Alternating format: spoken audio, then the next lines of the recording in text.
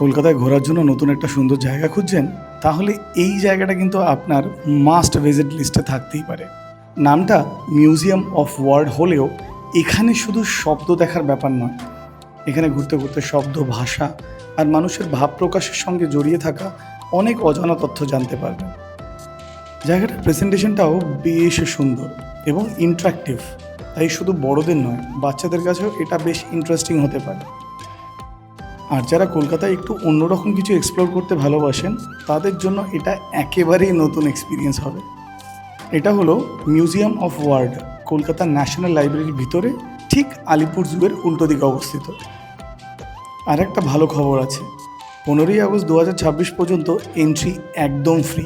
আর তারপর ticket price হবে অ্যাডাল্টসদের জন্য 75 টাকা আর কিডসদের জন্য 20 টাকা। মিউজিয়াম খোলা থাকে মঙ্গলবার থেকে রবিবার সকাল 10টা থেকে বিকেল 6টা পর্যন্ত, সোমবার কিন্তু বন্ধ থাকে।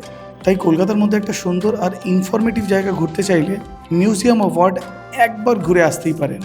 আর 15ই আগস্টের আগে গেলে ঘোরাটাও হবে, শেখাটাও হবে একদম ফ্রি।